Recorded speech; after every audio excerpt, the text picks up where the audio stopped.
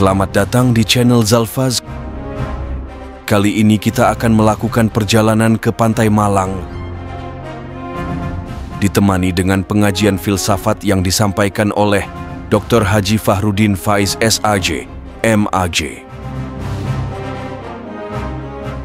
Topik yang dibahas adalah tentang kesadaran.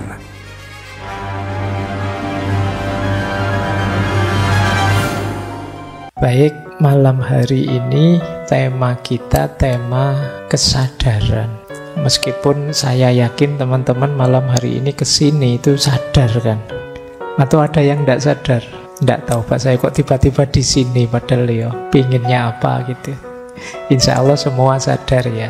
Nah, malam hari ini kita belajar sadar yang lebih berkualitas. Meskipun pelan-pelan ya, malam hari ini kita pelan-pelan saja melangkahnya. Nanti ada banyak pikiran-pikiran para filosof, tapi dinikmati saja. Mungkin ada yang bisa ditangkap, ada yang tidak. Bismillah, kita mulai.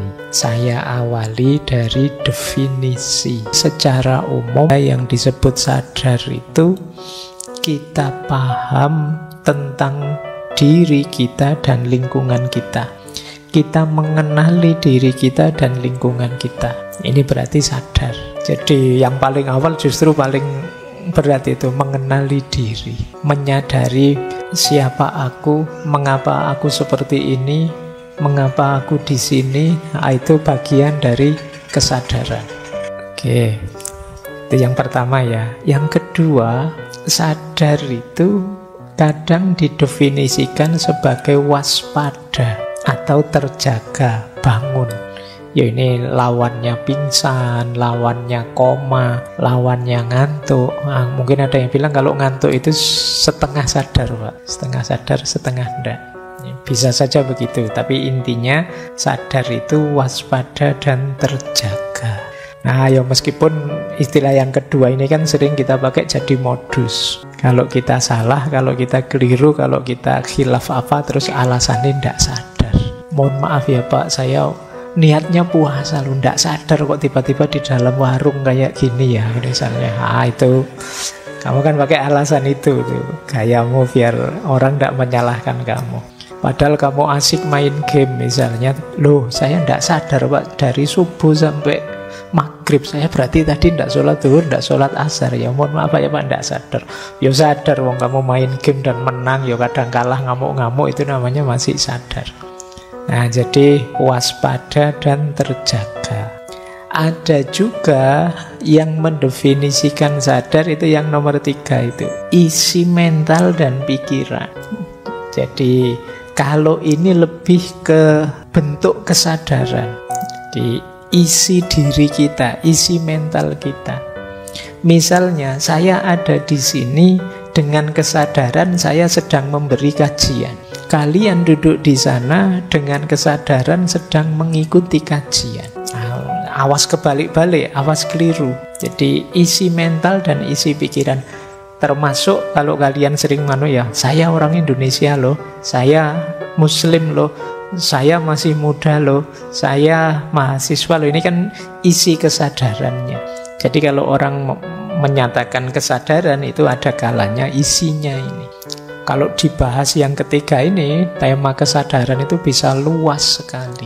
Mungkin 90% materi ngaji filsafat itu ya kesadaran. Ya, itu yang kadang-kadang kamu bangun, ya kamu sehat, ndak koma, ndak ngantuk. Kamu ya waspada, tapi orang memarahi kamu. Kamu kok ndak sadar sih? Mbok yo yang sadar, kita itu orang Indonesia. Mbok yo yang sadar, kita itu Islam. Mbok yo yang sadar. Ini yang nomor 3 ini. Baik. Jadi ini dari sisi definisinya saja. Nah, ya saya tadi sebelum kesini tiba-tiba melihat judul novel itu. Judulnya Hai bin Yaqdhan. Cuma saya tertarik dengan kata-katanya. Ini novel ini ditulis oleh Ibnu Tufel. Sebelumnya juga Ibnu Sina pernah nulis cerita dengan tokoh Hai bin Yaqdhan juga. Jadi kalau dalam bahasa Arab, Hai itu artinya hidup, Hayyun. Yaqdhan itu artinya bangun.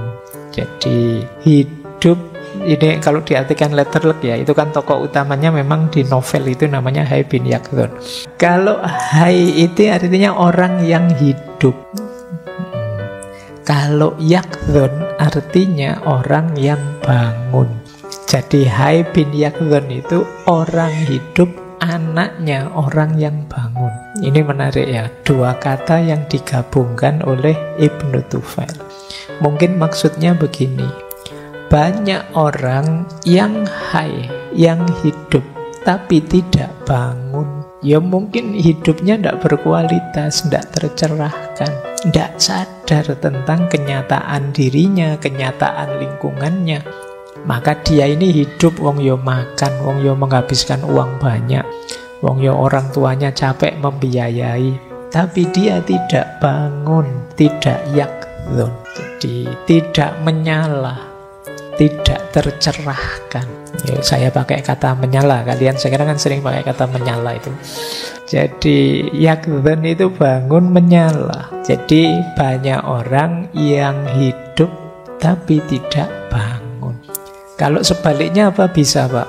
Bangun tapi tidak hidup. Logikanya ya tidak mungkin orang bisa tidak hidup kok bisa bangun. Tapi mungkin saja ada orang yang pikirannya kelas tinggi, melangit. Kalau ngomong daki-daki luar biasa, tapi tidak berefek pada kehidupannya. Nah ini mungkin bisa kita definisikan orang yang bangun, yaqdhan, tapi tidak hai. Ilmunya tidak hidup, dia hanya mengawang-awang. Kalimat ini, kata ini saya bawa malam hari ini paling tidak untuk memperjelas yang dimaksud dengan kesadaran. Ada orang membahas kesadaran itu hanya di level high, di level hidup. Pokoknya ndak pingsan, ndak koma, makannya banyak.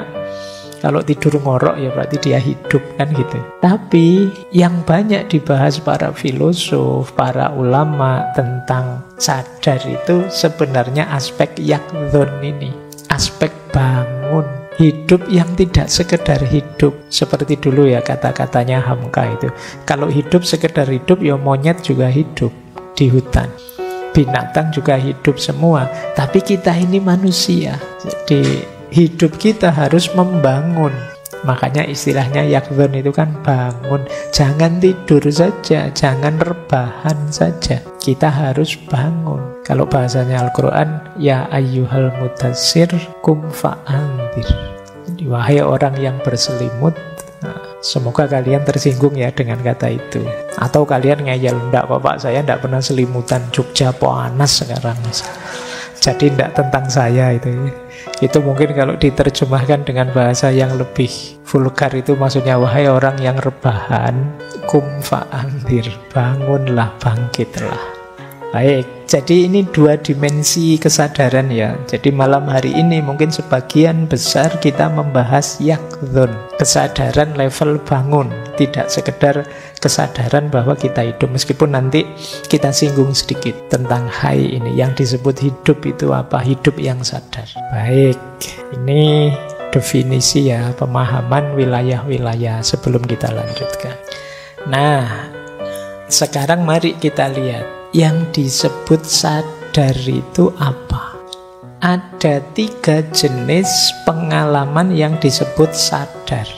Yang pertama namanya phenomenal consciousness atau kesadaran fenomenal.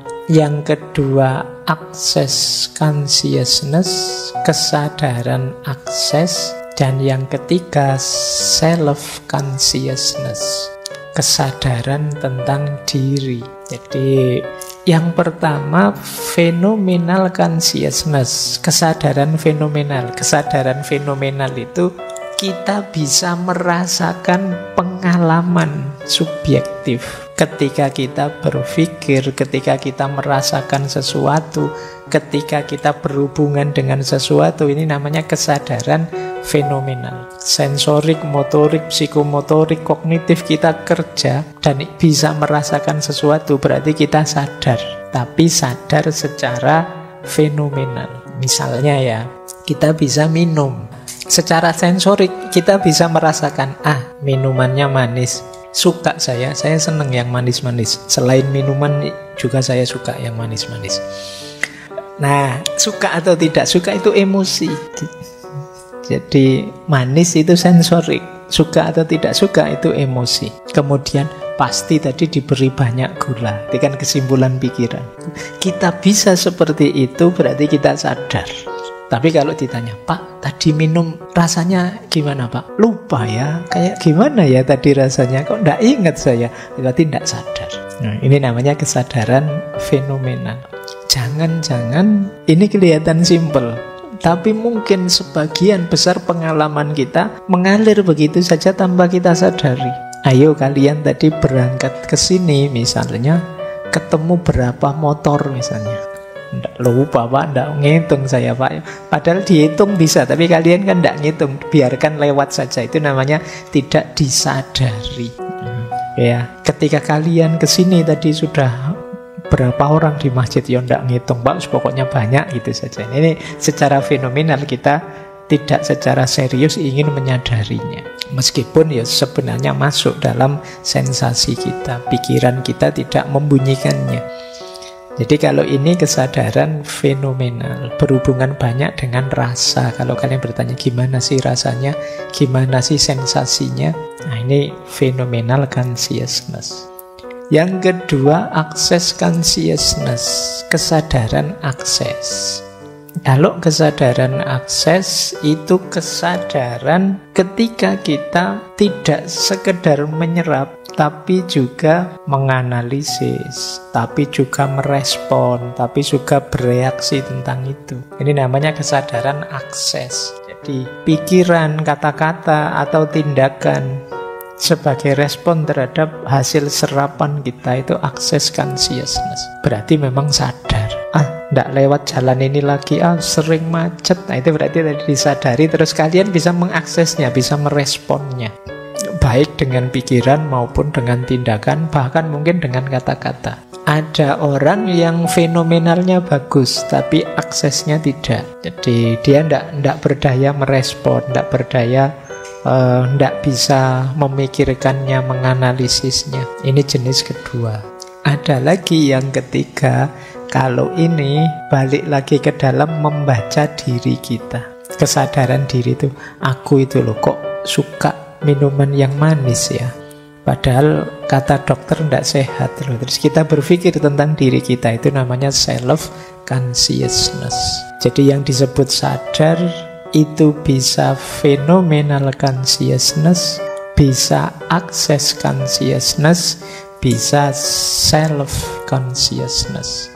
Ini jenis pengalamannya. Saya lanjutkan kalau informasi. Nah, inilah cirinya kita benar-benar sadar.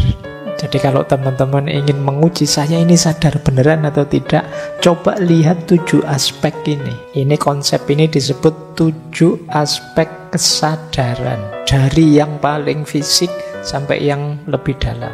Nah, sekarang kita lihat, kita termasuk orang yang sadar apa tidak. Yang pertama, orang sadar itu cirinya mampu menyadari dan menyerap informasi sensorik. Jadi, ciri pertama persepsi. Mata bisa melihat, kemudian telinga bisa mendengar, kemudian hidung bisa... Hidung itu apa? Mencium ya? Kamu kalau ciuman pakai hidung? Ya, membau ya. Terus kalau merasa pakai apa? Merasa itu lidah apa hati? Iya. Kamu pelajaran panca indera masih belum lulus. Yuk belajar dalam-dalam. Oke ya, yang pertama persepsi. Persepsi normal berarti lumayan, kamu sadar. Tapi hanya satu unsur, masih ada unsur yang lain. Orang sadar yang kedua, cirinya apa? Attention. Attention itu bisa memfokuskan kesadaran pada hal tertentu dan menyisihkan yang lain. Ini namanya orang sadar. Saya sekarang tak ngaji, main HP-nya nanti saja, berarti kamu sadar. Saya sekarang tak makan dulu, nanti saja main gamenya. Nah, ini namanya bisa melakukan attention. Berarti kamu benar-benar sadar. Ada loh orang itu yang sulit untuk fokus. Tidak bisa melakukan sesuatu secara penuh perhatian. Nah, orang yang kesadaran penuh itu bisa attention, bisa memfokuskan target kesadaran pada objek tertentu. Nah, yang kedua, intention.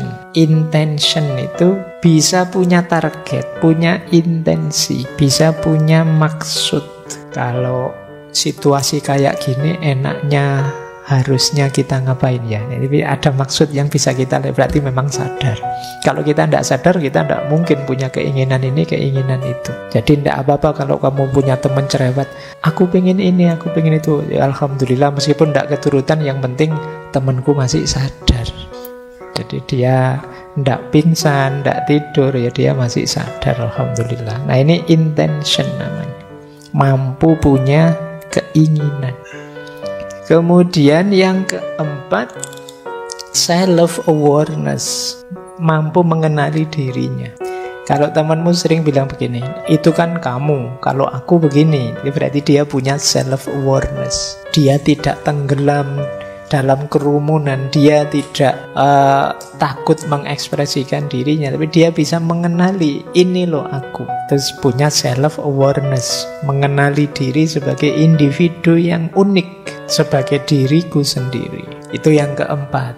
Yang kelima, orang sadar itu emosinya hidup, emotional experience. Kita bisa gembira, bisa sedih, bisa marah, bisa cemas, bisa senang. Berarti sadar. Jadi bisa merasakan dan mengekspresikan rasa. Berarti sadar. Gimana ngaji malam hari ini? Tidak tahu ya Pak. Ayo, berarti kamu tadi ngajinya tidak sadar. Kalau tidak cocok, tidak enak Pak ngajinya tadi. Enak Pak ngajinya tadi. Itu kan emosimu hidup, main. Berarti kamu menjalankannya dengan sadar. Jadi kalau kita sadar, itu emosi kita pasti bekerja. Meskipun tidak dinyatakan, meskipun tidak dibunyikan. Begitu ditanya, kamu bisa jawab. Misalnya, gimana kuliah hari ini? Wah, enggak kayak minggu lalu Pak, saya agak capek. Kayak itu kan emosimu main. Ketika kamu benar sadar, ini akan main. Kemudian ciri lagi yang keenam, orang sadar itu volition. Volition itu bisa membuat keputusan sendiri secara sadar. Saya ingin tidur saja malam hari ini sampai besok pagi jam 7 misalnya. Itu volition. Bisa memutuskan sendiri, mengambil tindakan sendiri sesuai nilai yang menurut kita benar. Alah, daripada nonton TV tidak ada yang bagus, main game bosen, pegang HP ngapain juga tidak ada yang WA. Misalnya tidur aja deh. Itu kan keputusan kita sendiri. Itu menunjukkan kita sadar, namanya volition. Dan yang terakhir, orang sadar itu cirinya metacognition. Metacognition itu bisa memikirkan pikirannya. Itu benar-benar sadar sudah. Aku tadi kok mikir yang aneh-aneh gitu ya. Itu kan memikirkan pikiran. Itu kamu sangat sadar itu berarti. Kok bisa-bisanya membayangkan yang aneh-aneh gitu ya tadi ya. Itu memikirkan pikiranmu sendiri. Ini namanya metacognition. Menunjukkan ya memang kita sadar sih. Bisa mengenali diri kita sampai ke level pengenalan itu sendiri. Jadi ayo dicek ya, teman-teman punya ciri 7 itu apa enggak? Kalau punya, alhamdulillah sadar. Kalau Pak banyak yang hilang Pak, saatnya disadarkan. Orang yang tidak punya 7 itu berarti tidak sadar. Orang yang tidak sadar tidak menikmati hidupnya. Mungkin ada banyak hal menarik, hal nikmat, hal luar biasa, tapi kamu lewatkan begitu saja. Maka hiduplah dengan sadar, dengan yakzon tadi. Biar apa? Biar bisa menikmati hidup. Apa sih Pak gunanya menikmati hidup? Biar kita bisa bersyukur. Kuncinya kan nanti di situ. Baik. Kita lanjutkan ya, ini materinya agak panjang. Nah, sekarang kita lihat apa sih yang mempengaruhi kesadaran. Ada yang bilang kesadaran itu dipengaruhi 4 hal. Cara kita hidup dengan kesadaran yang seperti apa itu dipengaruhi 4 hal.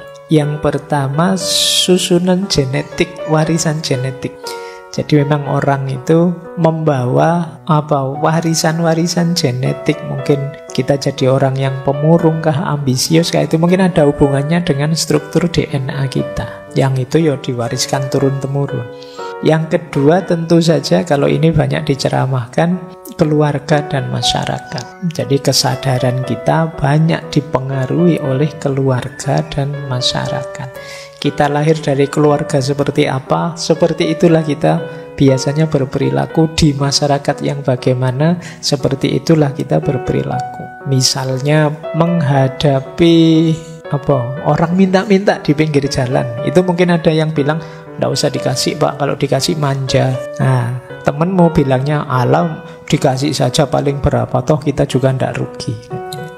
Kok bisa beda cara berpikir seperti ini? Ya mungkin karena masyarakat dan keluarganya menanamkan cara berpikir yang berbeda tadi. Jadi kalian boleh menelusuri, aku itu loh kok jadi orang baperan kayak gini lah. Akarnya dari mana? Apa struktur genetik, apa karena masyarakat atau keluarga atau apa? Atau karena yang ketiga itu, sejarah dan pengalaman hidup.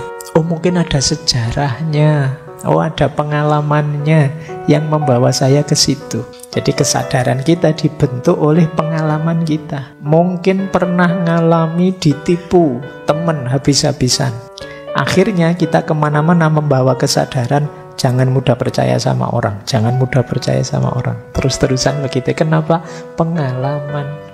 Kalian ngaji ke sini dengan kesadaran, saya tidak akan ngambil minum lagi. Kenapa? Karena minggu lalu nendang gelas dilihat banyak orang, malu aku. Nah itu kan, terus karena pengalaman itu kamu sekarang sudahlah, tidak minum juga tidak apa-apa. Jadi kesadaran berubah terus. Atau ya memang ada tipe tertentu kepribadianmu, pola yang selama ini kamu kembangkan. Mungkin kamu baca buku apa, kitab apa, mengidealkan, wah saya harusnya begini, harusnya begitu. Terus dirimu terbentuk, kamu membentuk dirimu seperti itu. Dan kamu lahir dengan kesadaran begitu. Mungkin dengan kesadaran serius, atau dengan kesadaran apatis, atau dengan kesadaran cengengesan, atau itu dibentuk oleh 4 hal ini. Tapi menarik, kata orang Jawa, apapun isi kesadaran kita, apapun pembentuknya, ayo tetap eling lan waspada. Eling itu kita sadari, waspada itu kita waspadai. Eling itu kita sadari, ayo kita sadari. Iya sih kita ada struktur genetik begitu, ada pengalaman yang membentuk kesadaran kita, tapi ini bukan harga mati. Iya sih saya punya pengalaman traumatik, tapi tidak apa-apalah, akan saya ulang, siapa tahu berhasil. Itu bisa. Jadi itu yang disebut waspada, hati-hati. Jangan menyerah saja ditelan oleh sejarah, menyerah saja ditelan oleh masyarakat, menyerah saja ditelan oleh struktur genetik kita. Kita bisa fight back.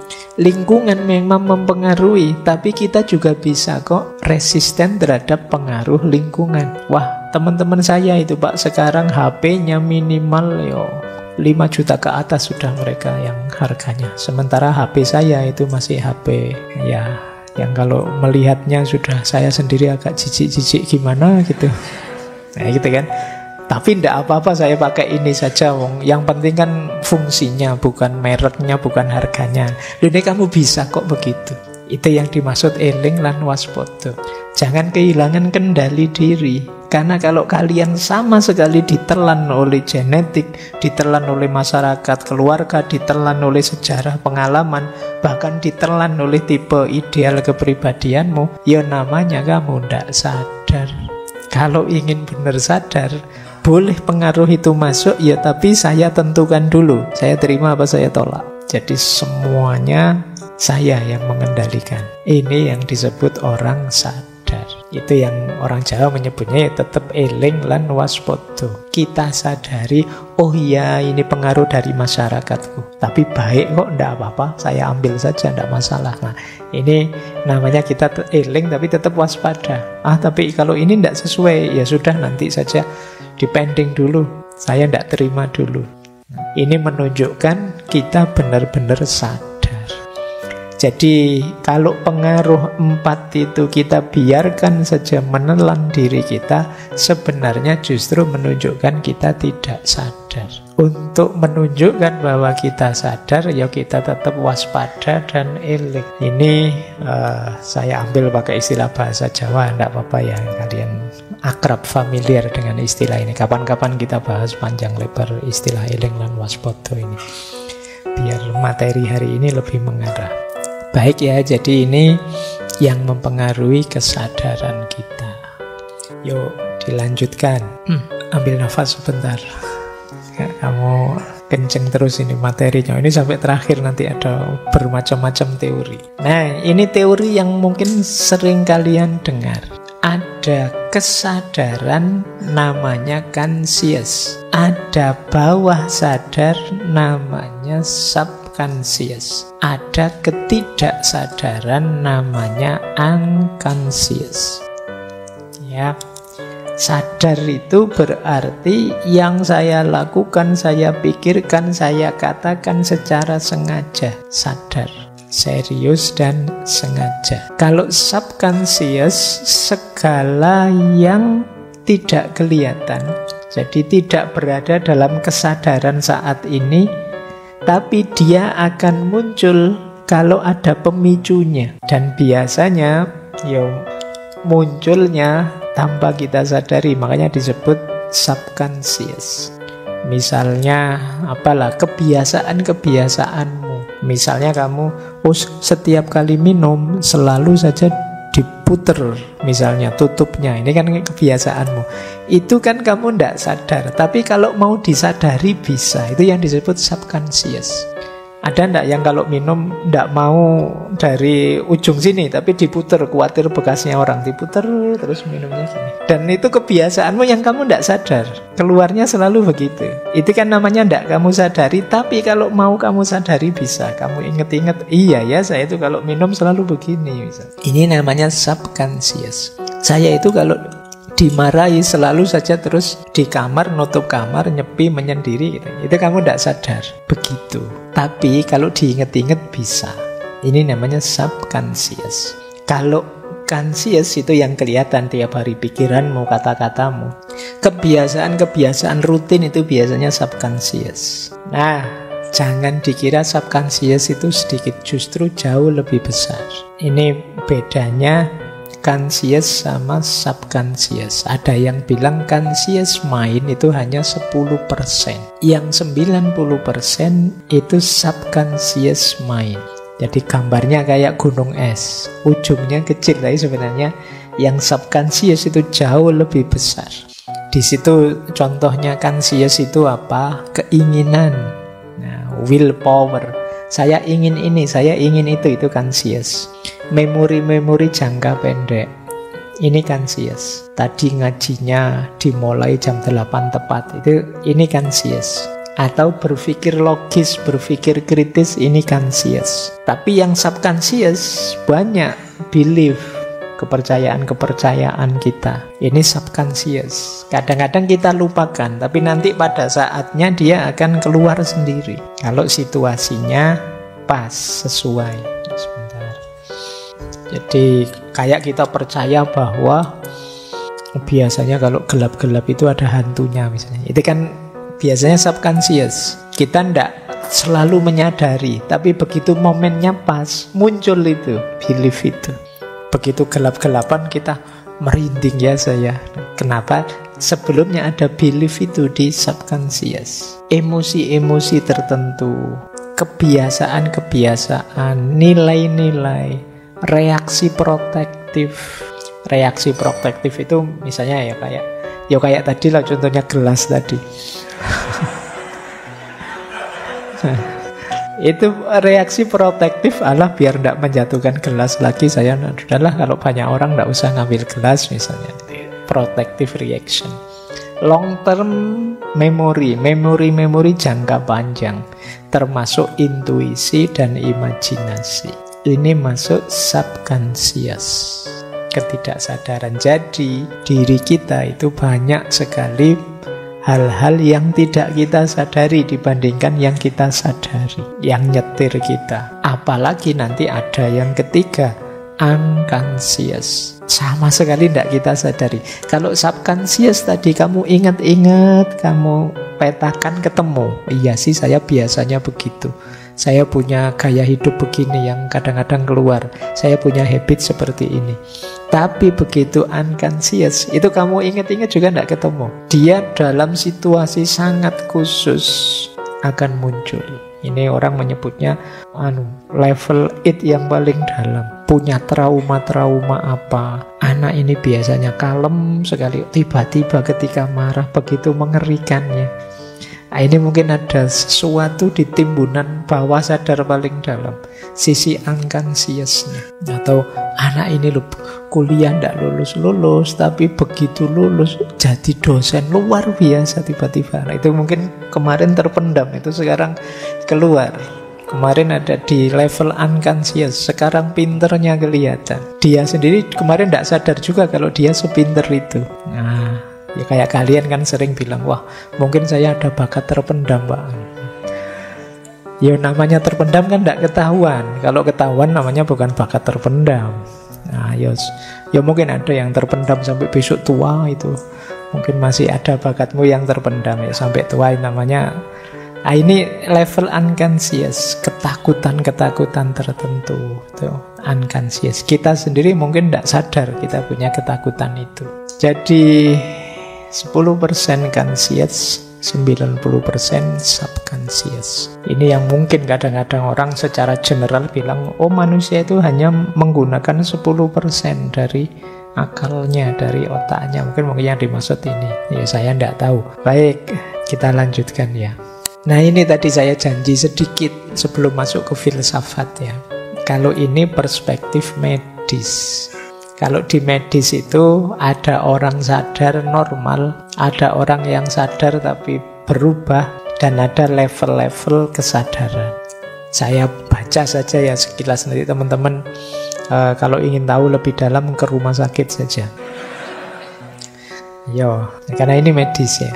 Kalau normal, ya seperti kita ini normal. Nanti kalau kita ngantuk sekali tidur, itu kesadarannya berubah. Normal sih tapi berubah. Mimpi, kena hipnotis, itu berubah kesadarannya. Minum obat tertentu, berhalusinasi, kesadarannya berubah. Nah, kalau di level itu istilah-istilahnya ya, yang normal itu namanya conscious atau compos mentis. Ini sadar sepenuhnya. Ada di bawahnya, sebenarnya sadar sih, tapi kepribadiannya aneh, namanya apatis. Apatis itu cueknya pol, acuh tak acuh, itu apatis. Hati-hati kalian yang cuek, sama sekali itu di bawah normal. Cuek itu tidak peduli sama sekali dengan dirinya dan lingkungannya, ini namanya orang apatis.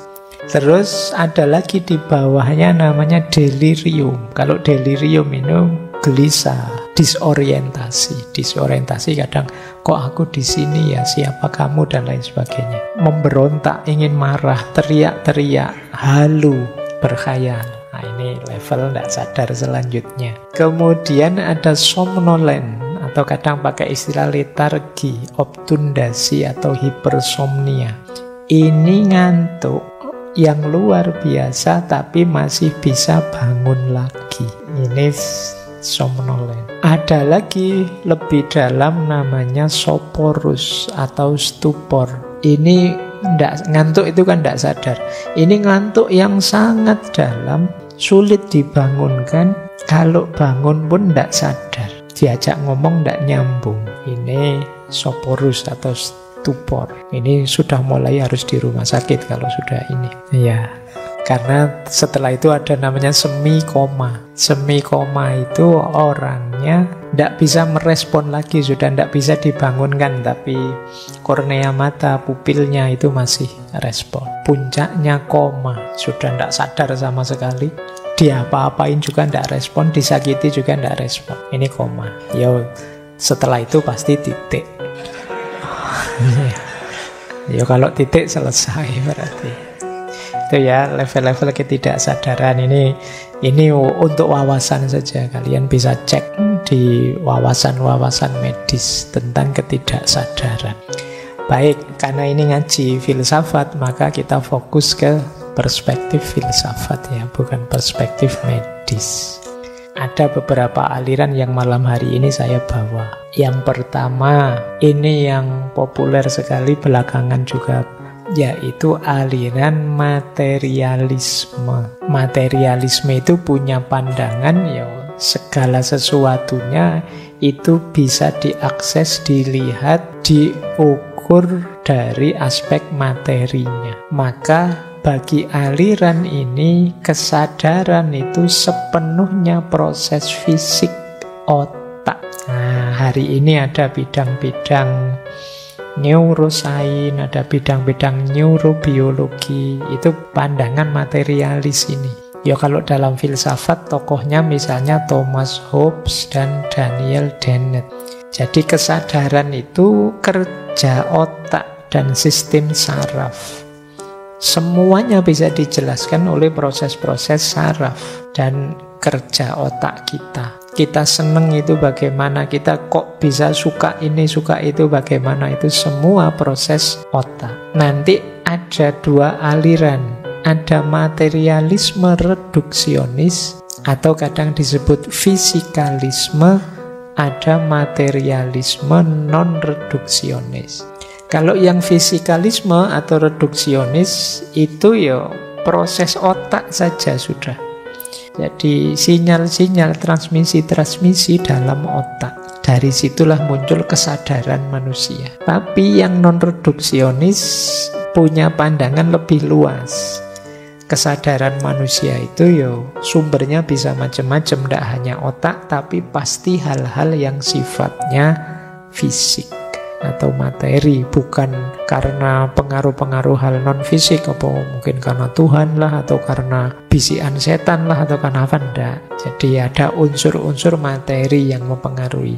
Jadi ada yang terbatas pada otak saja dan jaringannya, ada yang lebih luas, tapi tetap koridornya materi, hal-hal material yang mempengaruhi kesadaran. Nah, jadi ini alirannya namanya materialisme. Aliran yang pertama ini juga banyak dikritik. Secara umum kritiknya pada sifat kompleks dan kualitatif dari pengalaman. Maksudnya sifat kompleks itu sinyal otak kita, bentuk otak kita itu kan sama, tapi kita merasakannya masing-masing kita bisa beda-beda. Ya, aspek kualitatifnya. Jadi seperti apa sih proses kualitatifnya itu? Kalau proses kuantitatifnya mungkin lah bisa dijelaskan dengan otak, tapi berhubungan dengan rasa ini seperti apa kemudian? Dan juga hubungan antara materi dengan pikiran. Ini panjang hubungan materi dengan pikiran ini kalau dalam filsafat. Otak dengan pikiran itu kira-kira nyambungnya bagaimana? Itu kan yang satu sangat materi, sementara yang satu sangat abstrak. Kira-kira relasinya seperti apa? Ini juga masalah. Nah, ini madhab pertama. Yang kedua, tentang kesadaran. Ada juga aliran namanya panpsikisme. Panpsikisme itu punya pandangan bahwa semua makhluk itu punya kesadaran, tidak hanya manusia. Jadi kesadaran itu ada dalam segala hal, termasuk makhluk paling simpel, paling sederhana. Ya kesadarannya juga sederhana. Jadi jangan dikira yang punya kesadaran hanya manusia. Binatang-binatang, tumbuhan, dan semua makhluk, bahkan sampai binatang-binatang kecil-kecil sampai amuba yang bersel satu, itu bagi panpsikisme dia juga punya kesadaran. Nah, ini belakangan ada banyak diskusi-diskusi tentang kesadaran hewan, kesadaran itu kan. Makanya sampai ada pandangan untuk tidak menyiksa hewan-hewan itu, wong dia juga punya kesadaran. Kalau kita nyembelih hewan, mbok hewannya itu disuntik bius dulu, misalnya ada yang bilang begitu sampean. Kenapa? Tentang pandangan bahwa hewan ini juga punya kesadaran. Jangan dikira mereka itu tidak punya kesadaran seperti manusia. Makanya dalam Islam kalau kita kayak kurban besok itu mau nyembelih sapi 5 atau kambing 7 itu ya kalau bisa pas nyembelih jangan diperlihatkan temannya. Kamu nyembelih sadis sekali, jangan malah dipamerkan ke kambing yang lain. Lihat nih, ini teman.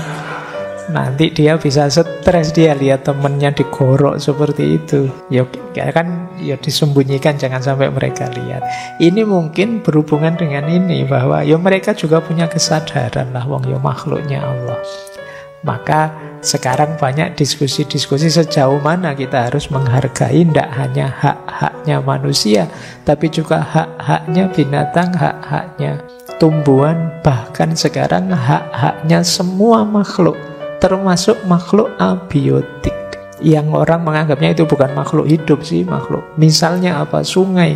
Sungai itu dia punya hak untuk mengalir. Kalau kamu buang sampah di sana, kamu sedang melanggar haknya sungai. Kalau kamu mengotori laut, kamu sedang melanggar haknya laut. Ketika manusia melakukan pencemaran, itu sebenarnya dia sedang nabrak hak-haknya makhluk yang dia cemari.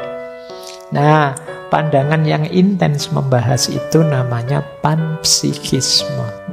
Jadi di balik semua ciptaannya Allah ya ada kesadarannya, meskipun kesadaran itu sifatnya level. Di makhluk paling primitif, paling sederhana, ya ada juga kesadaran sederhana. Berarti mereka juga menyadari bahwa aku ini ada, bisa merasakan rasa sakit, bisa marah. Kan hewan kadang-kadang marah atau tersinggung dia. Makanya kamu diserutuk, kamu dikejar-kejar, kan bisa begitu. Meskipun mungkin basisnya insting. Tapi sampai level tertentu ini kemudian bisa disebut kesadaran. Nah, yang punya panjangan seperti ini alirannya namanya panpsikisme. Lanjut, filsafat yang ketiga. Alirannya namanya dualisme.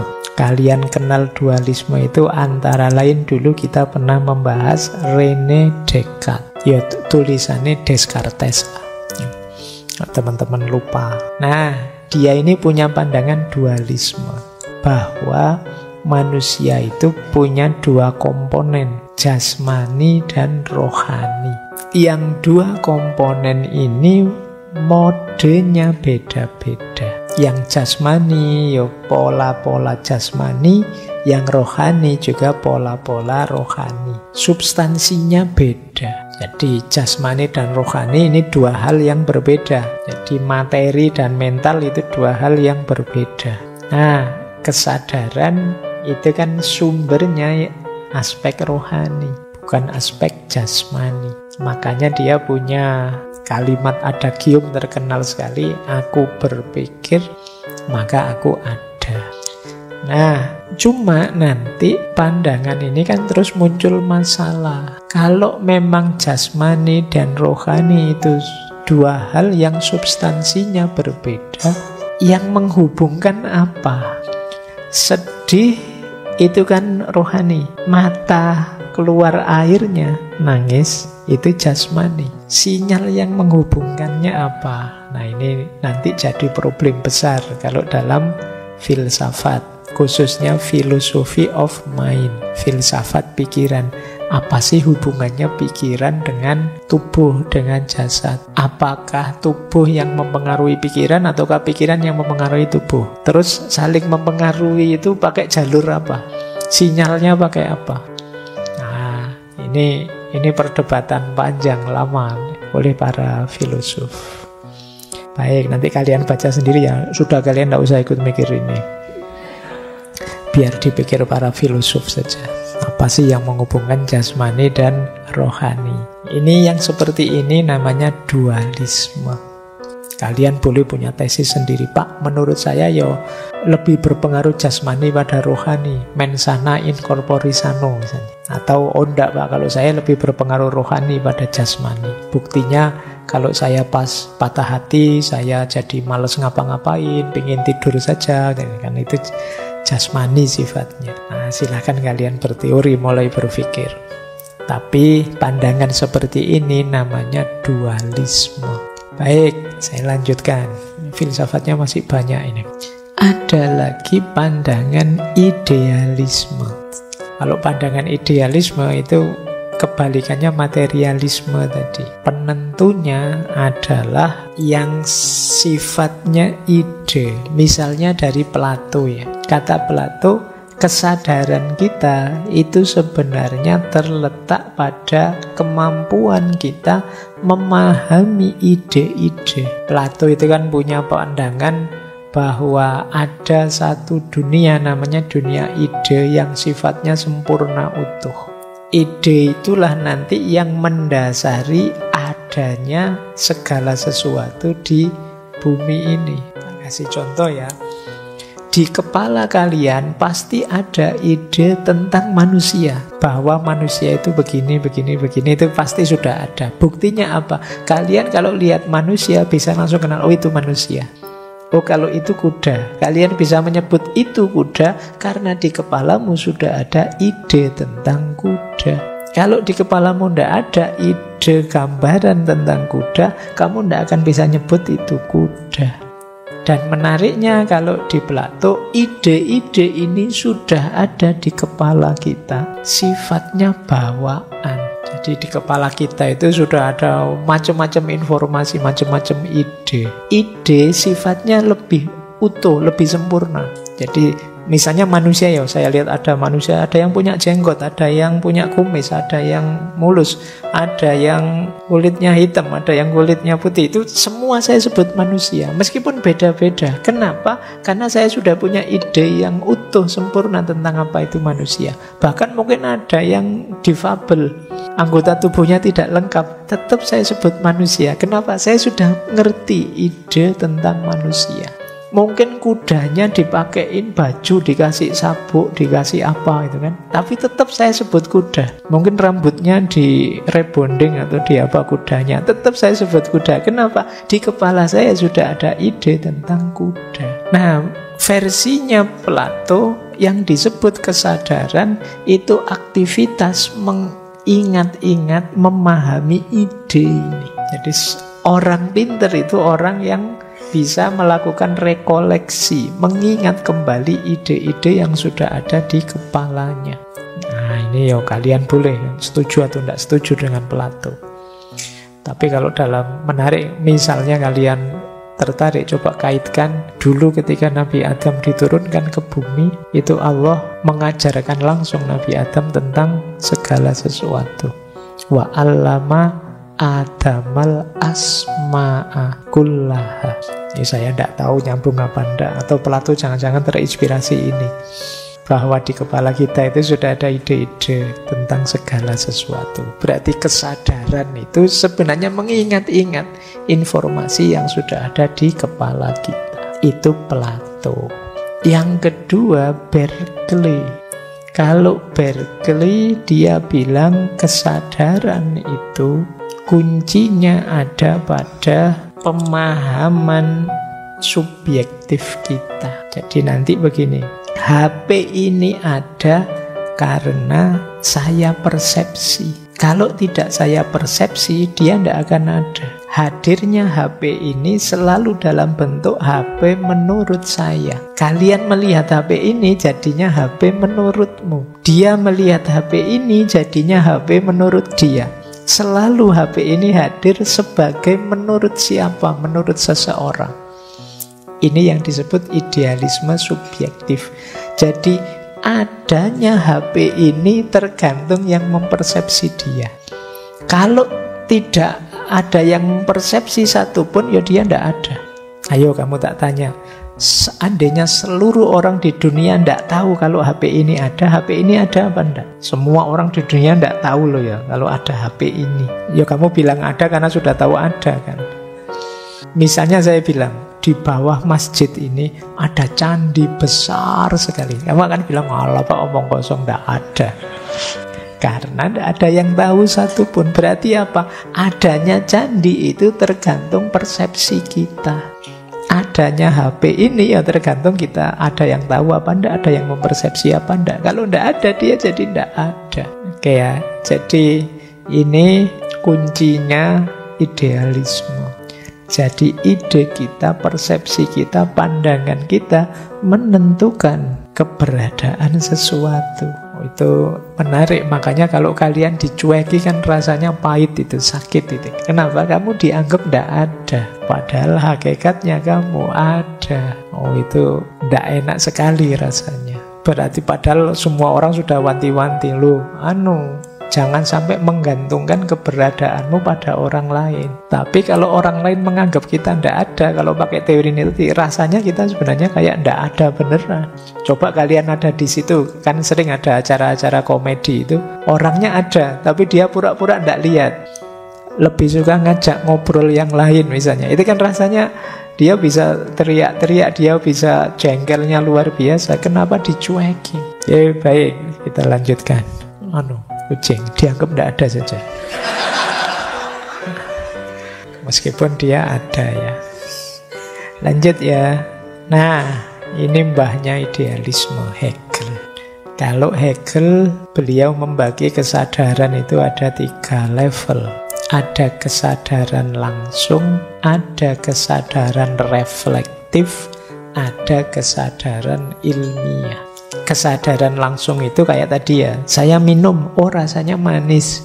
Itu namanya kesadaran langsung. Nanti ada kesadaran reflektif. Kesadaran reflektif itu, kok bisa ya tadi minumannya semanis itu?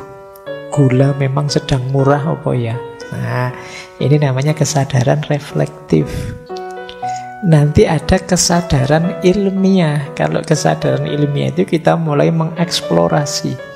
Kira-kira sampai takaran berapa mili ya minuman itu sudah terasa manis. Kalau dibandingkan gelasnya, gelas ukuran sekian mili itu perlu berapa gula sudah terasa manis. Kalau ingin tidak terlalu manis perlu dikurangi berapa lagi. Nah, ini namanya kesadaran ilmiah. Kalau perutmu kerucuk-kerucuk terus, wah ini lapar, ini harus makan, ini namanya kesadaran langsung.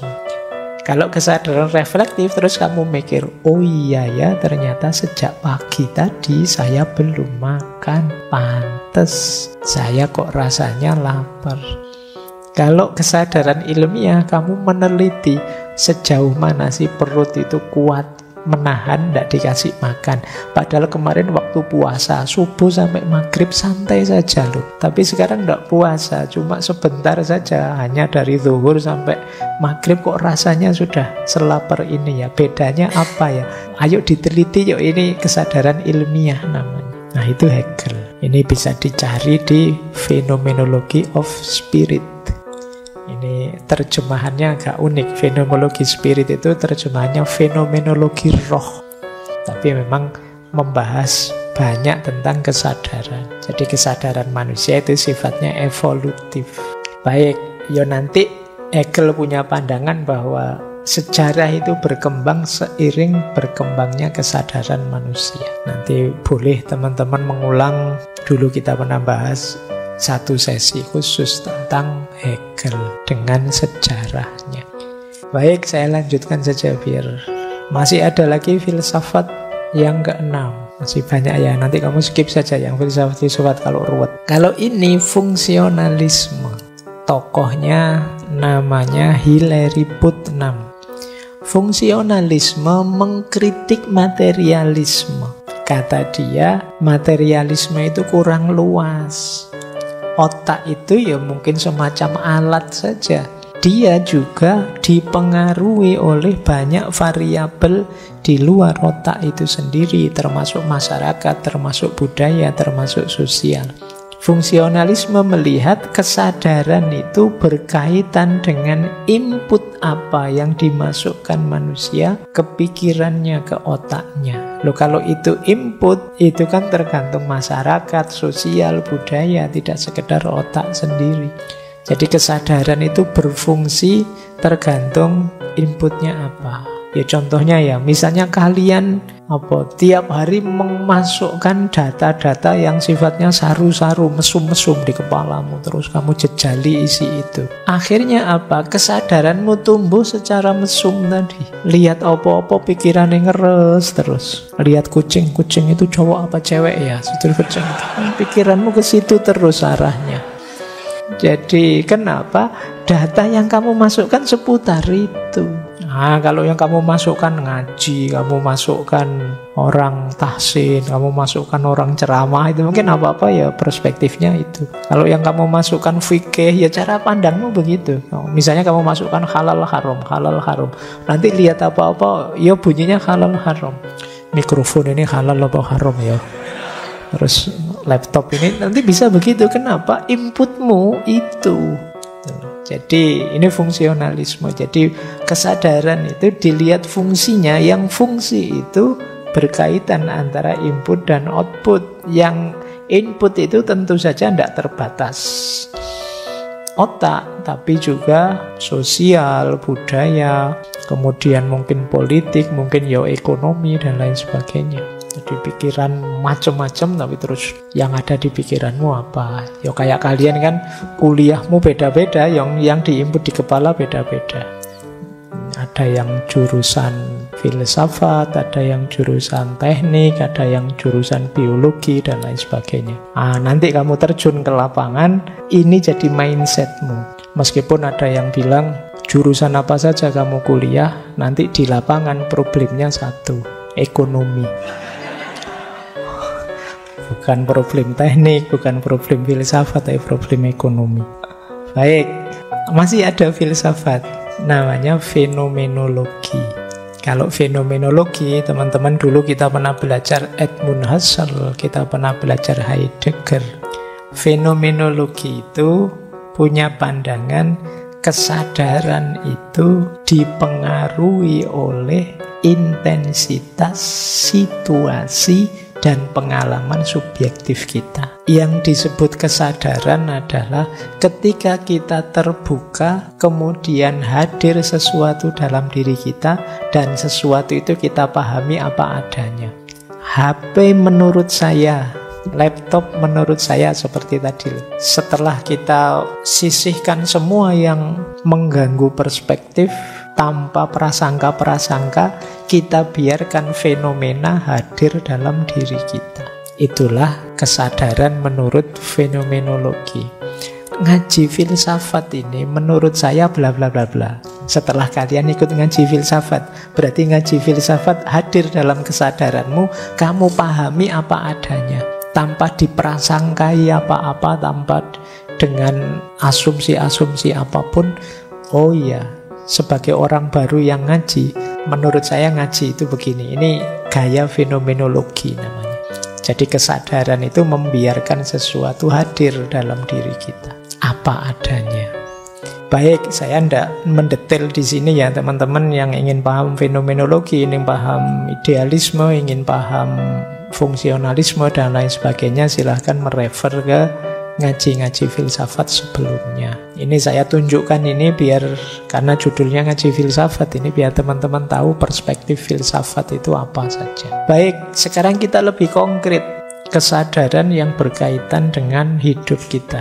Ada banyak sekali teori-teori, konsep-konsep tentang level-level kesadaran. Nah, sekarang kita lebih membahas hidup kita ya. Ini yang tadi saya sebut. Kalau sekedar sadar, mungkin semua kita sadar. Mari kita sadar tapi yang lebih berkualitas. Saya akan mengambil dari beberapa referensi buku ya, tentang level-level kesadaran ini, untuk bahan refleksi dan muhasabah kita. Yang pertama, saya ambil dari buku yang judulnya The Four Self-Awareness Archetypes, karangan Dr. Tassayuri. Dari aspek kesadaran, beliau punya teori begini.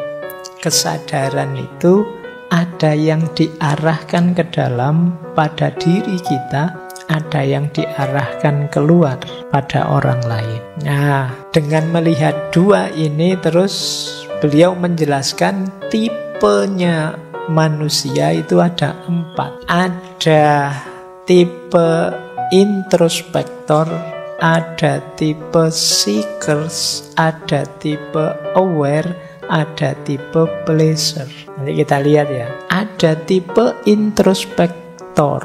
Tipe introspektor itu orang yang high internal self-awareness, tapi low external self-awareness. Jadi mengenali dirinya secara tinggi berarti sangat kenal dirinya, tapi kurang peduli, kurang menyadari sekitarnya. Ini yang disebut introspektor. Introspektor itu orang yang kenal dirinya, tapi tidak peduli pendapatnya orang, komentarnya orang tentang dirinya. Dia juga tidak menguji tentang kesadarannya. Orang seperti ini biasanya, pokoknya saya kayak gini, terserah orang lain mau apa. Introspektor namanya. Jadi, orang seperti ini ya nanti jadinya dia tidak berkembang. Karena kadang-kadang masukan dari orang lain juga penting. Ya, ini tipe pertama, orang yang sadar diri tapi tidak peduli lingkungan sekelilingnya. Ada tipe kedua, tipe seekers. Kalau seekers ini lebih parah. Seekers itu para pencari. Maksudnya dia ini masih dalam proses pencarian. Dia ini low internal self-awareness, pengenalan dirinya ke dalam itu lemah, sekaligus juga low external self-awareness. Pengenalan keluarnya juga lemah. Jadi dia tidak jelas tentang dirinya, juga tidak mau diberi masukan orang lain. Ini tipe seekers. Ini yang saya sebut tadi ya, mungkin orang apatis atau orang cuek. Ada di sini. Nanti ada juga yang high external self-awareness dan high internal self-awareness. Kalau bisa kalian ada di sini. Ini orang yang aware, orang yang paham dirinya, kenal dirinya, sekaligus terbuka masukan dan pendapat orang lain. Ini tipe aware. Nanti ada yang tipe high external self-awareness tapi low internal. Ke dalam dia lemah, tapi keluar dia luar biasa. Sangat peduli dengan orang lain. Namanya tipe pleaser. Tiap hari yang dipikirannya gimana mengikuti pendapatnya orang, menyenangkan orang lain. Namanya pleaser. Dia sendiri tidak tahu keinginannya apa. Pokoknya ikut saja orang-orang. Yang penting orang lain senang. Kata teman-teman, saya itu baiknya begini dan kamu jalan itu. Menurut teman-teman, mereka itu bangga dengan saya kalau saya neraktir mereka. Ya wis tak traktir semua. Itu pleaser. Dia hanya menyenangkan saja orang lain. Kayak ini 3 tipe, namanya archetype. Tipe paling utama. Kalian ada di mana? Kalian pleaser kah? Atau aware kah? Atau seekers? Cuek saja Pak, peduli amat. Atau orang yang introspektor, introspeksi dirinya bagus tapi tertutup dari masukan-masukan orang lain. Baik, kalian menilai diri kalian ya, nggak usah bilang-bilang ke yang lain, nggak apa-apa. Untuk kalian sendiri. Lanjut. Ada cara menjelaskan yang berbeda. Kali ini saya ambil dari bukunya Jeff Cooper, Levels of Awareness. Beliau pakai gambar juga yang dengan simbol-simbol warna. Ada warna putih, ada warna kuning, ada warna oranye, ada warna merah. Ini dari orang paling cuek sampai orang paling serius. Kalian ada di tipe mana? Silahkan introspeksi. Yang warna putih, ini di kesadaran putih, ini orang yang relax tapi unaware dan unprepared. Jadi nyantai sih, tapi tidak punya kesadaran dan tidak siap menghadapi apapun. Contohnya yang tiap hari walking and texting, kata beliau. Ini bukan contoh dari saya loh ya. Yuk jalan yuk, yuk ngopi yuk, yuk terus bariku terus. Suka yang ngono terus uripe. Jadi relax tapi unaware. Dia tidak membaca dirinya, tidak mengenali kebutuhan dirinya, sehingga dia unprepared. Kalau ada apa-apa kaget, tidak siap. Yuk ngopi yuk, yuk jalan-jalan yuk. Begitu sadar, aduh besok pagi presentasi aku. Nah, ya unprepared kamu. Kalau sering begitu, kamu tipe yang putih ini. Ya kamu menang di relaxnya, tapi pontang-panting hidupmu. Karena kamu tidak siap. Ada yang kedua tipe kuning, yellow. Kuning itu dia relax, kemudian hati-hati dan sadar. Nah, ini yellow, ini yang agak ideal. Santai sih, tapi bukan berarti sembrono. Dia tahu kok, iya yuk ngopi yuk, tapi jangan lama-lama, saya harus nyusun makalah besok.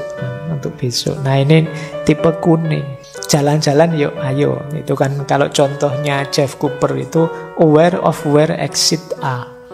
Jalan-jalan di mall tapi saya tahu kalau ada apa-apa jalan daruratnya di sana. Itu maksudnya apa? Dia selalu waspada meskipun santai, tapi tetap hati-hati. Itu tipe kuning. Pikirannya penuh perhitungan. Ada oranye. Kalau oranye ini sudah agak lebih heightened state of alertness. Orang yang mulai mudah cemas, mudah was-was. Cirinya apa? Something doesn't look or feel right. Selalu merasa ini mesti ada yang salah, ada yang kurang.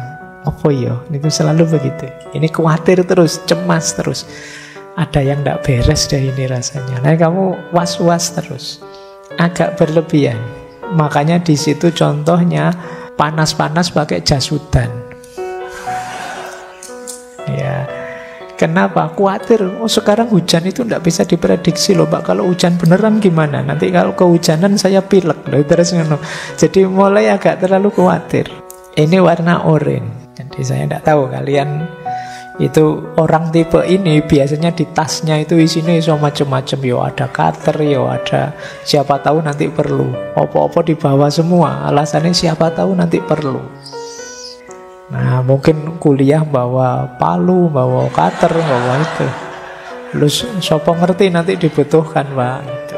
Ini tipe orange. Ya, saya tidak tahu kalian ada di tipe yang mana ya. Ada yang paling parah. Paling parah apa? Tipe merah, tipe red. Orang ini tidak sekedar cemas, tapi dia merasa selalu terancam. Sampai level tidak berani ngapa-ngapain. Concern for your survival. Ini kesadaran merah. Cirinya apa di kesadaran merah? Run, hide, and fight. Lari, sembunyi, atau perang. Jadi fight, berjuang, setelah itu lari, setelah itu sembunyi. Dia tidak nyaman hidupnya, merasa terancam. Orang terancam kan gitu, sembunyi, terus lari, kalau ada kesempatan menyerang. Nah, kalau ini agak parah, tipe merah. Sebenarnya masing-masing mungkin diperlukan dalam hidup kita. Kadang-kadang juga kita harus cari selamat dalam hidup, tapi kadang-kadang juga harus santai. Tapi ada orang yang dominannya di putih, ada yang dominannya di kuning, ada yang dominannya di oranye, ada yang dominannya di merah. Saya tidak tahu kalian ada di mana. Coba nanti kalian pakai ini untuk meneliti teman-teman mau dirimu sendiri. Generasi hari ini, benar tidak sih generasi hari ini tuh misalnya lebih cenderung putih, santai saja, cuek saja. Atau jangan-jangan oranye tadi, khawatir, cemas masa depan, cemas jodoh, cemas ijazah, cemas karir, cemas terus. Atau malah tidak sekedar cemas, merasa terancam, mau apa-apa tidak berani, jangan apa bahaya, mau ini tidak berani, mau itu tidak berani. Nah, ini level kesadaranmu. Baik, saya lanjutkan ya. Buku ketiga yang membahas level kesadaran, boleh kalian cari buku yang judulnya Power versus Force, An Anatomy of Consciousness, The Hidden Determinant of Human Behavior, karya David R. Hawkins. Ini luar biasa, orang ini melakukan penelitian katanya 20 tahun untuk meneliti kesadaran manusia. Kesadaran manusia itu oleh beliau kemudian di ranking, diberi poin antara 1 sampai 1000. Kemudian dibagi 2. Ada yang jenis force, ada yang jenis power. Kalau force itu sifatnya negatif, kalau power itu sifatnya positif. Nah, kalau ini menarik ya untuk ngecek kita sedang ada dalam situasi apa, dalam kesadaran apa. Kesadaran paling rendah itu shame, malu. Jadi orang malu itu paling bawah. Maka kalau punya teman, punya sahabat sedang malu, ayo kita jaga bareng-bareng ya. Karena orang malu itu kadang-kadang lebih milih ingin lenyap saja, ingin tidak ada saja. Jadi gagal itu biasa.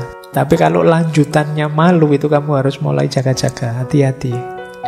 Karena orang malu itu, ya itu tadi biasanya. Karena dia ada di level kesadaran paling rendah.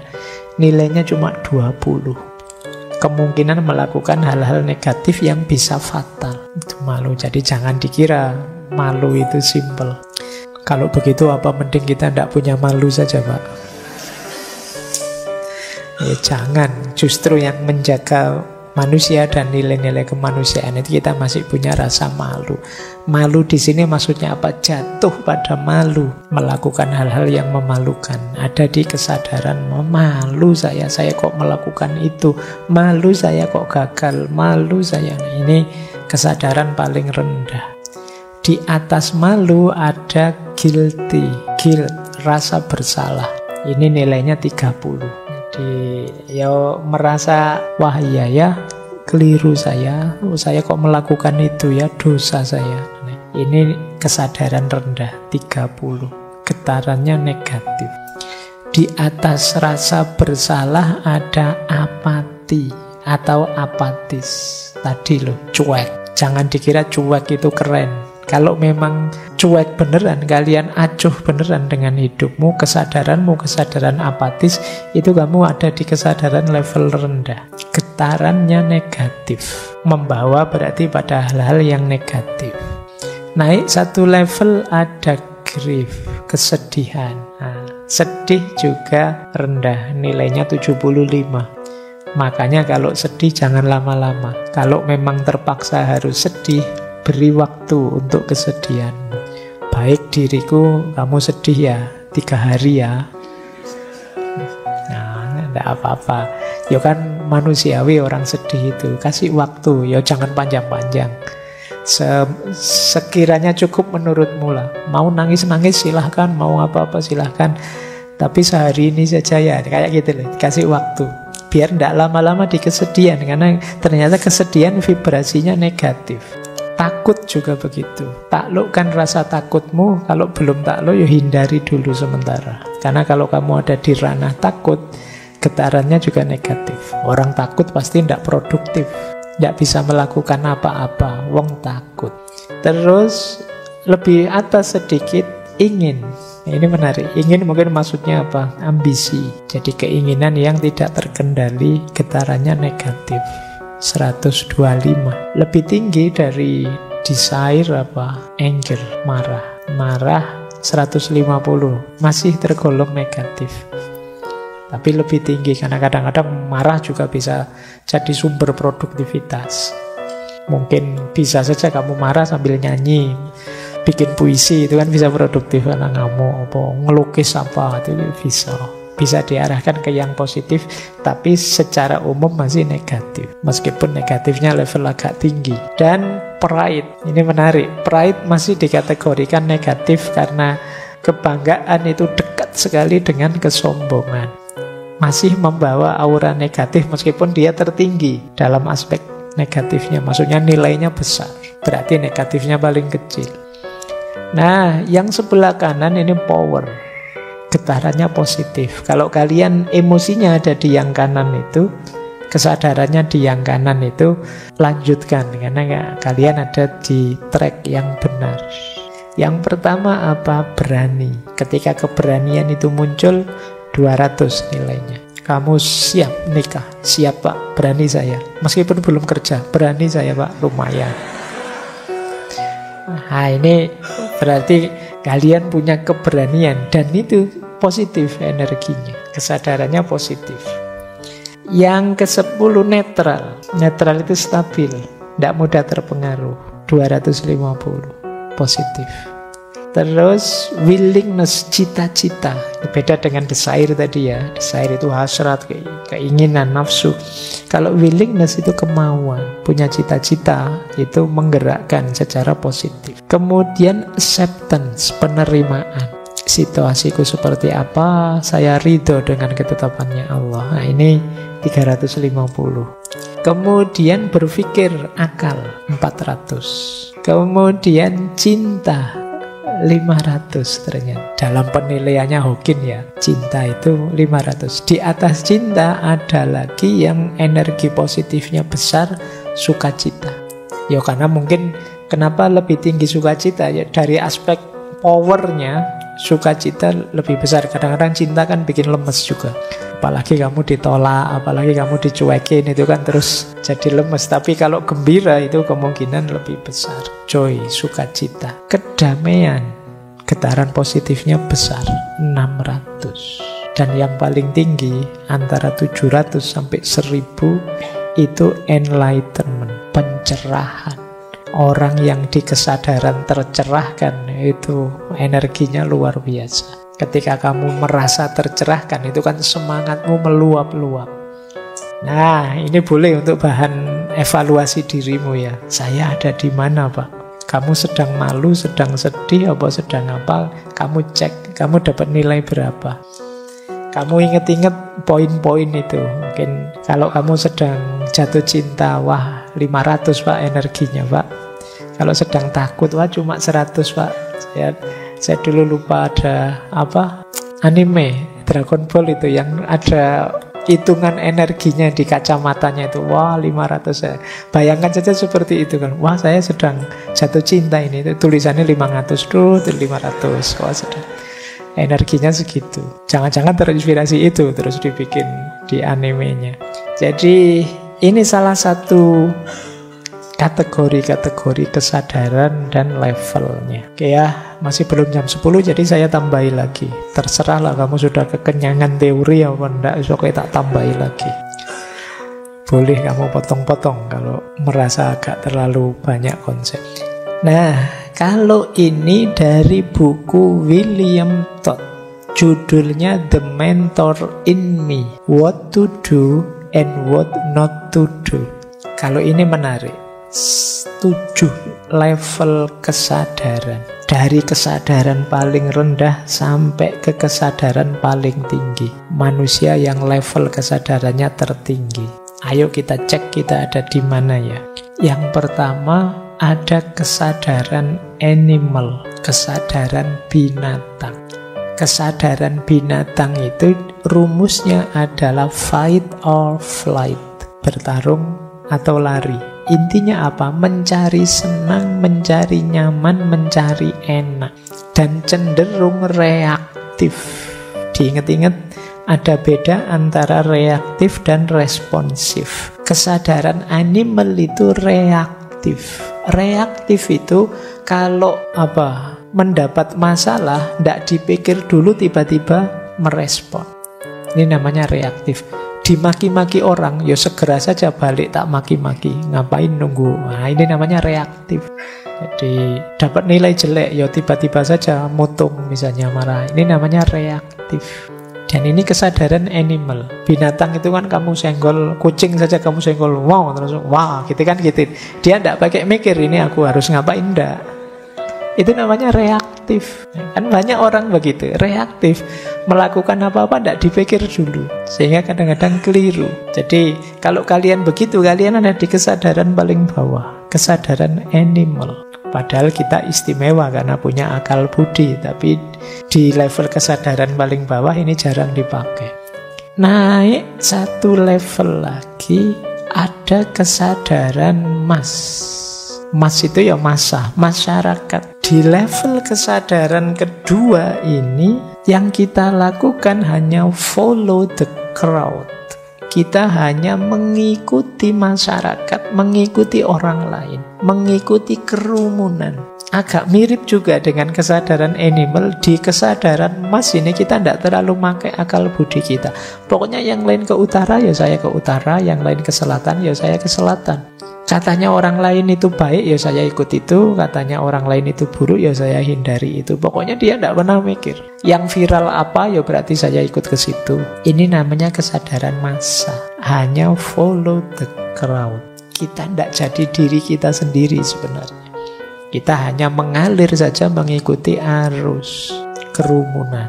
Nah, ini level 2. Jadi jangan-jangan ada orang baik, yo rajin ngaji, yo melakukan hal baik-baik, tapi hanya karena follow the crowd.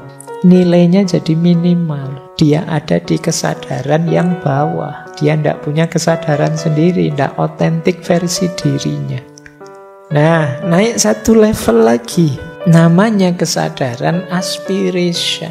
Ini pikirannya mulai dipakai. Mulai usul, maunya punya pandangan sendiri, punya perspektif sendiri.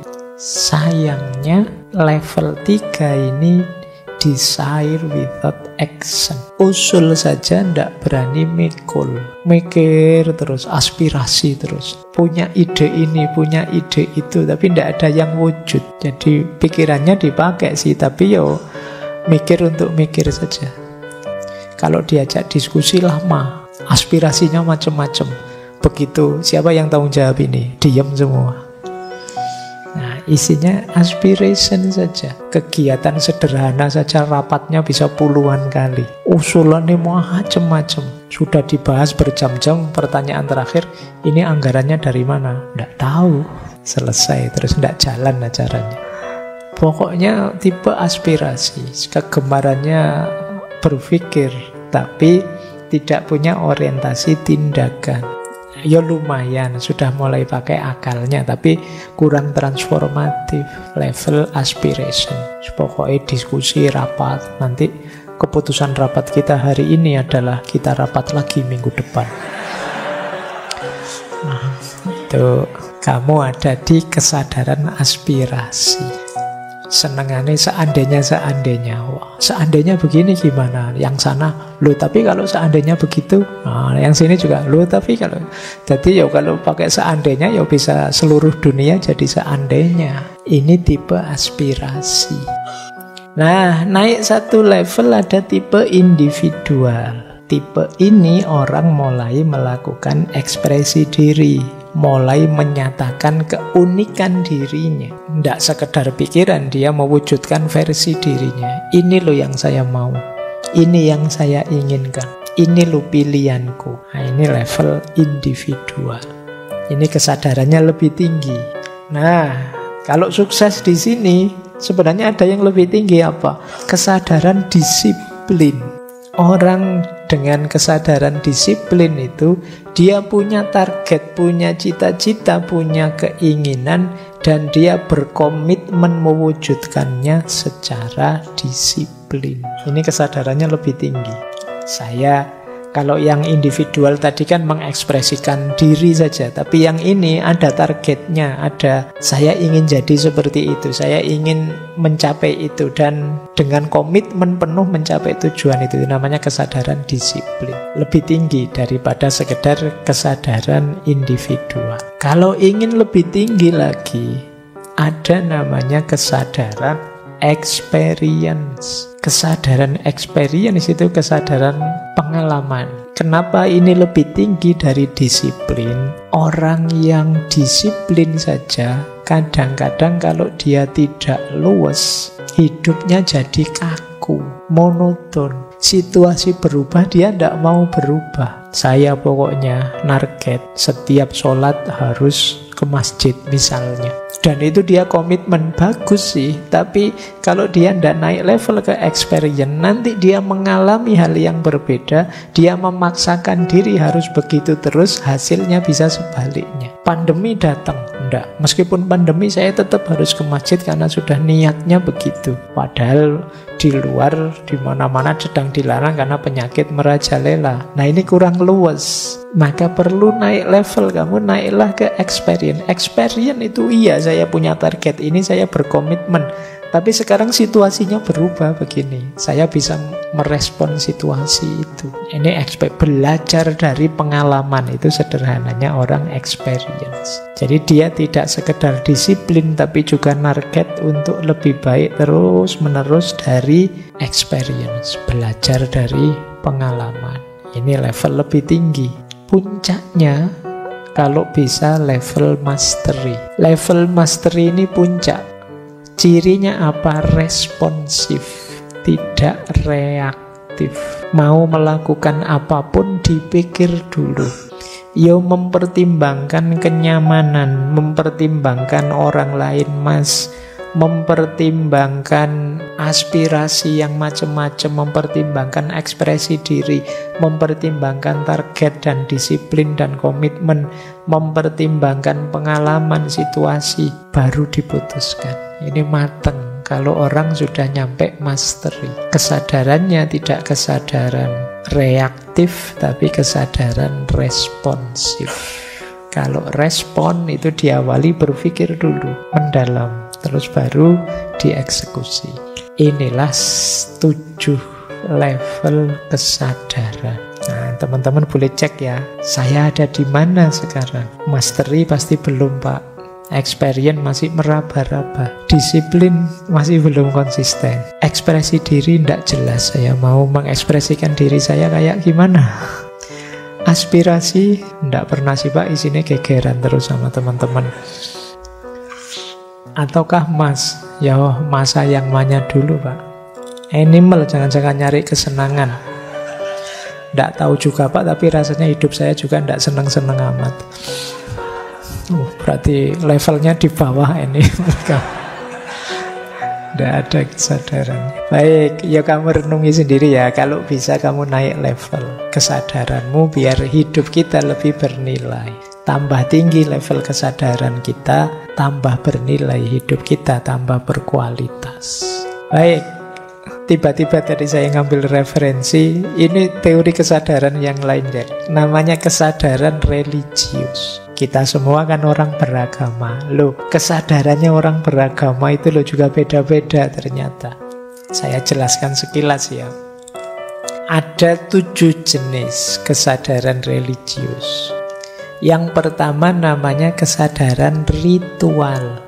Kesadaran ritual itu orang beragama yang fokusnya hanya pada ritual ibadah. Kalau dalam Islam mungkin fokus pada sholat, fokus pada ngaji, fokus pada zakat, fokus pada tahajud, fokus pada puasa. Nah, ini kesadaran ritual namanya. Nanti ada orang yang kesadarannya virtu. Kita sebut saja kesadaran virtu ini kesadaran amal soleh. Dia lebih fokus kontribusiku apa untuk lingkungan sekelilingku. Aku bisa berbagi apa, bisa memberi apa, bisa infak sedekah apa, bisa menolong apa pada orang-orang sekelilingku. Nah, ini kesadaran religius jenis virtu. Nanti ada juga kesadaran mistik, mystical. Kalau ini para sufi ada di sini. Fokusnya pada kedekatan dan pengalaman berhubungan dengan Tuhan. Ini kesadaran mistik. Gimana caranya aku tambah dekat dengan Tuhan, menghayati pengalaman bersama dengan Tuhan. Ini namanya kesadaran mistik. Ada orang beragama itu kesadarannya kesadaran reflektif. Jadi dipikirkan, direnungi, dicari hikmahnya, dipahami konsep-konsepnya, dirasionalkan. Ini kesadaran reflektif namanya. Kita misalnya di beberapa sesi ngaji filsafat, tema-tema agama itu banyak yang model kesadaran reflektif. Nanti ada juga orang beragama itu membawa kesadaran transformatif. Kesadaran transformatif itu fokus pada bagaimana aku harus berubah jadi lebih baik terus-menerus. Jadi dia memperhatikan dirinya sendiri dalam segala aspek keberagamaan. Saya ingin saya berubah lebih baik terus. Dan ini tidak gampang karena biasanya orang beragama itu sudah yakin terus mandek, merasa sudah baik, merasa sudah benar. Tapi ada orang beragama yang visinya transformatif. Aku ingin berubah terus, tapi berubah yang lebih baik, lebih baik. Ada juga orang beragama yang kesadarannya kesadaran konvensional. Kalau kesadaran konvensional itu kesadaran kayak massa tadi, ikut yang lain. Yang lain bagaimana, kelompokku bagaimana, aliranku bagaimana. Ini kesadaran konvensional namanya. Aku ini ada di grup mana. Kalau di grupku pikirannya bagaimana, yang dijalankan apa. Ini beragama, kesadaran konvensional. Yang terakhir, ada orang beragama dengan kesadaran karisma. Kesadaran karisma itu kesadaran idola-idola. Ustadku, guruku, kiaiku, panutanku. Fokusnya ke situ pokoknya. Jadi kalau beliau-beliau menyuruh aku melakukan ini, ya aku lakukan. Kalau melarang itu, ya aku hindari. Cuma dia follow, mengikuti orang yang dianggap menguasai, orang yang punya karisma. Nah, ini 7 tipe kesadaran religius. Kalian ada di mana silahkan. Kalian lebih fokus pada ibadah, ritual, lebih fokus pada amal soleh, kebaikan bagi sesama, atau lebih fokus olah batin, penghayatan, atau lebih fokus olah akal, refleksi, atau fokus transformasi diri, atau fokus pada kelompok-kelompok agama yang kita ikuti, atau pada tokoh-tokoh yang kita ikuti. Nah, ini bahan refleksimu lagi-lagi. Dalam beragama kita di kesadaran yang mana? Sebenarnya nanti banyak. Dalam hidup sosial ada level kesadarannya. Nanti dalam pendidikan ada level kesadarannya. Dulu kita belajar Paulo Freire. Pendidikan itu ada level kesadaran magis, ada level kesadaran naif, ada level kesadaran kritis. Ini juga jenis kesadaran. Jadi dari sisi isi kesadaran, kesadaran itu luas sekali. Maka pastikan kita tetap sadar dan meningkatkan kesadaran kita. Terakhir, untuk menjaga atau memelihara kesadaran, ini tips praktis saja biar kita senantiasa ada dalam wilayah sadar, entah di level kesadaran yang mana. Yang penting tetap sadar, bukan tidak sadar. Yang pertama apa? Berpikir dan berefleksi, terus berpikir. Jangan berhenti berpikir. Selama kita masih berpikir, berefleksi tentang hidup kita, saat itu berarti kita masih sadar. Yang kedua, berempati dan menghayati pengalaman. Berempati itu peduli dengan sesama. Kemudian mari kita rasakan, kita nikmati, kita hayati setiap pengalaman. Wah, saya sedang sedih nih. Wah, saya sedang seneng nih. Wah, saya rasanya kok flat-flat saja ya. Kok rasanya tidak nyaman ya. Mari kita nikmati ini semua. Paling tidak begitu kita sadar apa yang kita rasakan, ya saat itu sebenarnya kita sadar, tidak cuek. Jadi tidak apa-apa meskipun pahit, kita akui saja, berarti kita sadar. Dan yang ketiga, untuk menjaga kesadaran, mari kita jalankan apa yang kita ketahui. Jadi bertindak dan evaluasi terus-menerus. Saya tahu Pak, ini buruk, ini baik. Jalankan yang baik, tinggalkan yang buruk. Ayo kita terjemahkan, kita jalankan terus. Ini apa? Biar kita tetap dalam kondisi sadar. Jadi ini 3, ini semacam tips. Tetap berpikir, nikmati hidup, dan jalani hidup. Itu akan membuat kita tetap sadar. Baik, saya kira itu ya. Teman-teman, malam hari ini ada banyak konsep, banyak teori. Jangan kesusu ditelan semuanya. Pelan-pelan dikunyah, dicerna. Kalau ada yang cocok, monggo dipakai. Kalau ada yang tidak cocok, jangan malu-malu kalau mau dimuntahkan saja. Tidak apa-apa. Tidak semua teori, tidak semua konsep itu relate, nyambung dengan hidup kita, dengan situasi kita masing-masing. Yang penting kita jaga diri kita agar tetap sadar. Kemudian kita berusaha meningkatkan level kesadaran dan kualitas kesadaran kita.